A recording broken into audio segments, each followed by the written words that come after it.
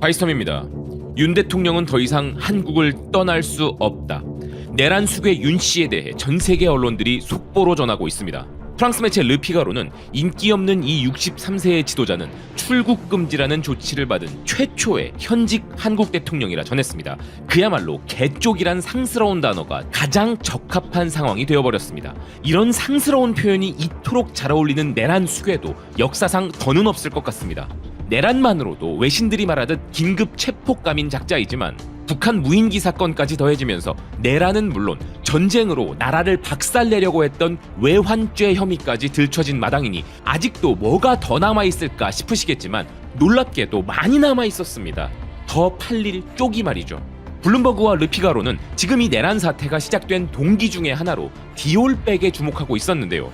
블룸버그는 윤이 비상계엄 실패 후 정치적 생명을 위해 싸우고 있다면서 이번 사태는 대중의 지지를 더욱 떨어뜨려 탄핵으로 이어지게 만든 실수였다고 이야기했습니다. 그러면서 윤에 대한 여론을 바꾼 사건 중 하나가 바로 김건희가 받았다는 선물 디올백이었다고 이야기했는데요. 아주 그냥 지 마누라 사랑 노름에 국가를 전복시켜버린 전 세계적인 조롱거리가 되고 있는 것이죠. 그럼 내란 수괴가 마누라 김건희에 대해서만 쪽을 당하고 있느냐? 그럴 리가요. 쪽을 팔고 있다 보니 쪽파도 아닌 대파 사건까지 다시 거론되고 있습니다. 인도 매체 뉴스X는 예상치 못했던 과거 윤 대통령의 파가격에 대한 폭언이 전국적 시위를 촉발한 바 있었고 결국 지금의 정치적 위기까지 초래했다 전했는데요. 기사는 한국 요리의 필수적이고 한국 가정의 주방에 반드시 있어야 하는 대파라는 상징적인 농산물을 윤 씨가 잘못 건드리자 한국 국민들은 대파를 들고 시위에 나섰고 대파는 저항의 상징이 되었다고 설명했습니다.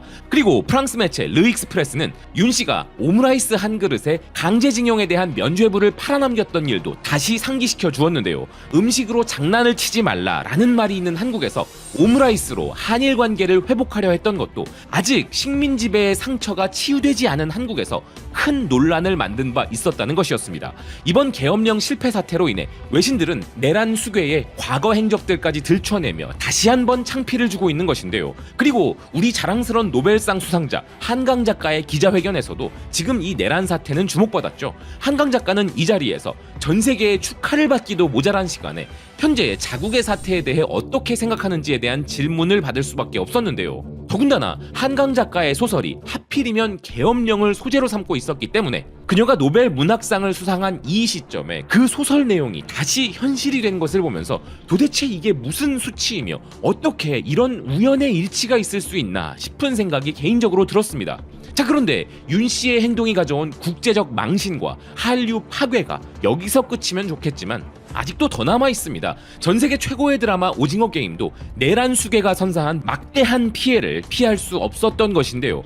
생각하면 할수록 화가 나는 것 중 하나가 나라를 이런 시국으로 만들어서 이제 오징어 게임 시즌2에 대해서는 절대 이야기할 수조차 없도록 저희의 입이 막혀버린 것입니다.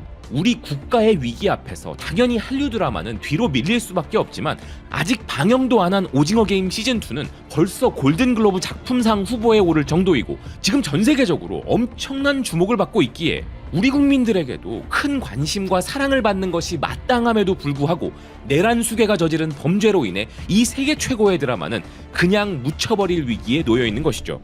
당연히 한강 작가처럼 황동혁 감독도 이 내란 수괴에 대한 질문을 피할 수 없었는데요. 이미 봉준호 감독을 비롯한 영화인들이 내란 수괴에 대한 탄핵, 체포 촉구 성명을 발표하여 전 세계가 우리 영화인들에게 큰 관심을 표현한 바 있는 상황에서 탄핵이든 하야든 반드시 책임져야 한다는 황동혁 감독의 발언은 오징어 게임 시즌2의 전 세계적 관심만큼이나 전 세계로 퍼져나가고 있습니다.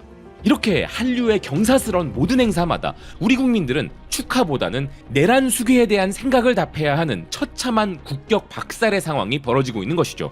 그런데 이렇게 이미지 손상만 있으면 말도 안 합니다. 실질적으로 막대한 피해를 입고 있는 상황인데요. 지금 유럽, 북미, 중국 등 우리나라 K관광을 준비하던 모든 사람들이 한국 관광을 전면 중단하고 무서워서 못 가겠다고 이야기하고 있습니다. 전 세계적인 여행 매체들도 일제히 이런 기사들을 보도하고 있고 지금 우리는 내란으로 전쟁통인 국가라고 묘사되고 있는데요. 지금 이걸 어느 정도로 심각하게 보고 있냐고 하면 이탈리아 국제 이슈 전문 매체 인사이드 오버는 K-팝과 한국 관광이 윤의 쿠데타로부터 살아남을 수 있을 것인지 질문하고 있을 정도입니다.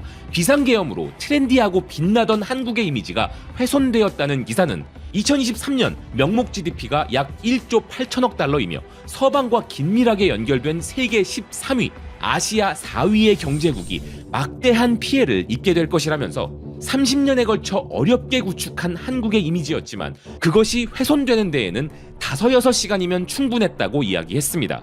그리고 기사는 2023년 기준으로 한국 문화의 매력에 힘입어 한국을 여행지로 선택한 외국인들은 1100만 명의 인구를 가진 한국의 수도에 탱크와 헬리콥터가 나타날 것이라고 생각이나 해봤겠냐는 것이었는데요. 또한 한국은 K컬처 효과와 첨단 기술의 국가라는 이미지로 김정은의 위협이나 과거의 학살, 역사적 고통이라는 이미지로부터 벗어났는데 이제 한국 시장은 다시 불안해졌고 한국 정부도 이전과는 전혀 다른 모습을 보이고 있다는 기사였습니다. 참, 이 기사는 뭐라고 반박 하나 못할 정도로 우리 현 상황을 완벽히 묘사했는데요.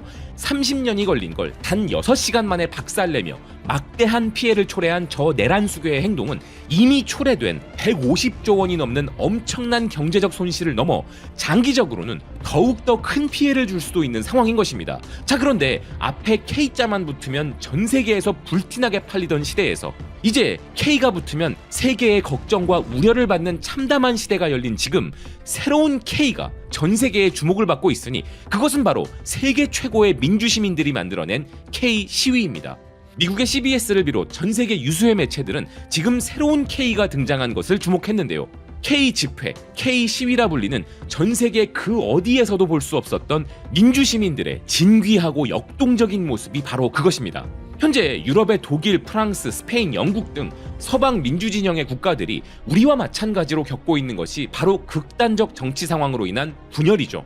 당연히 이런 상황에는 시위가 일어나게 되는데 그들의 시위는 모든 것을 파괴하는 시위인 것에 반해 대한민국 민주시민의 시위는 그야말로 전 세계적으로 세상에나 어떻게 이런 시위가 존재하는가라는 평가를 받고 있는데요.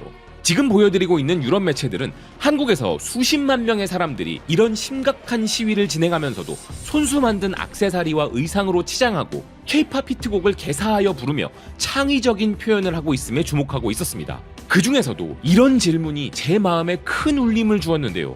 K-팝 팬들의 응원봉이 어떻게 대통령에 대한 저항의 도구가 될 수 있었는가?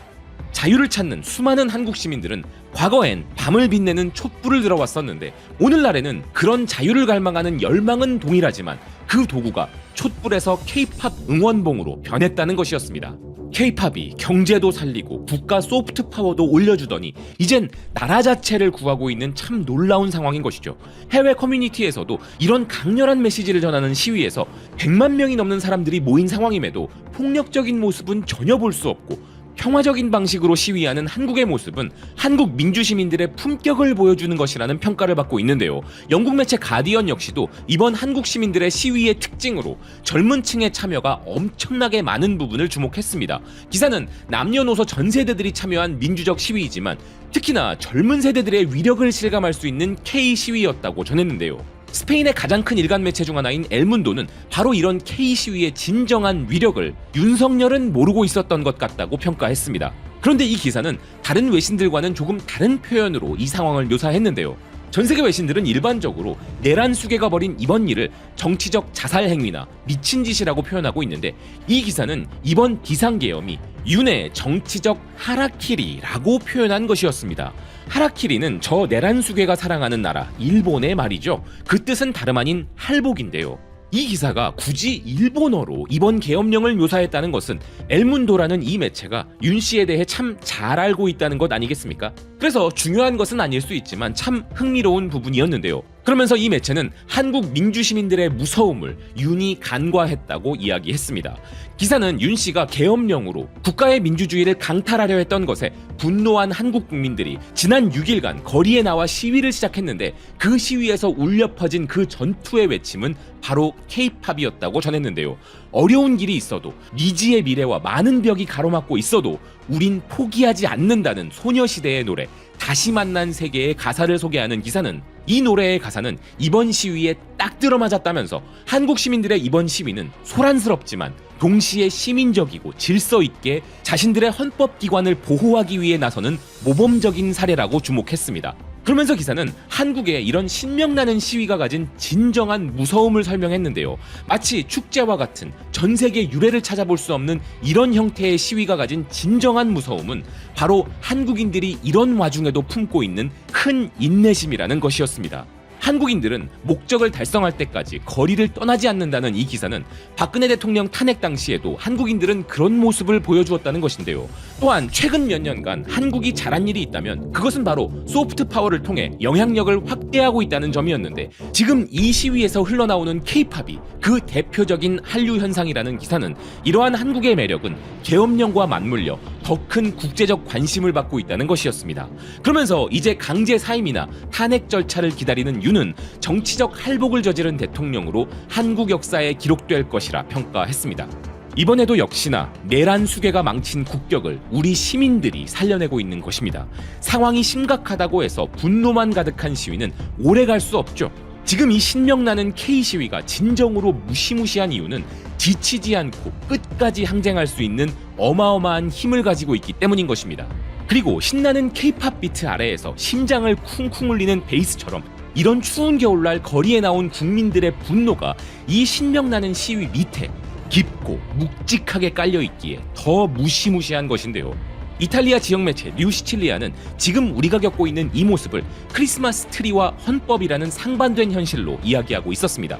기사는 이탈리아에서는 크리스마스 트리를 장식하고 있는데 같은 시간 한국인들은 헌법을 위해 투쟁 중이라 전했는데요. 서구 대부분의 많은 사람들에게 크리스마스는 가족과 함께하는 시간이며 크리스마스 트리를 장식하는 행복한 시간인 반면, 저 동쪽 한국에서는 헌법을 지키기 위한 거리 투쟁과 눈물로 가득 찬 역사적인 한 주를 보내고 있다는 기사였습니다. 만약 어느 평범한 날 TV를 켰는데 자국 대통령이 계엄령을 선포하고 국회 활동을 중단시키려는 장면을 목격했다고 한번 상상해보라는 기사는 한국의 윤은 민주주의를 누린 지 얼마 되지 않은 역사를 가진 한국 국민들에게 마치 평양의 독재자와 같은 악몽을 떠올리게 하여 충격을 주었다 비판했습니다. 한 해를 마무리하는 12월, 가족과 함께 크리스마스 트리를 장식하고 즐거운 연말 계획에 들떠서 기쁨을 누리고 있어야 할 지금 이 시기에 국민들을 거리로 뛰쳐나오게 만든 역적 윤 씨는 절대로 용서할 수 없는 존재입니다. 그리고 대한민국과 민주주의의 가치를 공유하는 모든 국가들과 그 국가의 시민들 또한 절대 윤석열이라는 이름을 잊지 않을 것입니다. 그렇지만 아직 크리스마스는 오지 않았습니다. 우리도 트리 장식하고 민주주의의 회복이라는 선물을 받을 수 있는 기회가 아직 남아 있습니다. 다시 모든 것을 정상으로 되돌릴 수 있습니다. 하지만 그러기 위해서는 반드시 이번 주말에 끝장을 봐야 합니다. 연말이 다가오기 전에 우리는 이 사태를 끝내야 하며, 그러기 위해서는 절대 포기하지 않는 대한민국 민주시민의 무서움을 보여주어야 할 것입니다. 날이 춥습니다. 또 뵙겠습니다.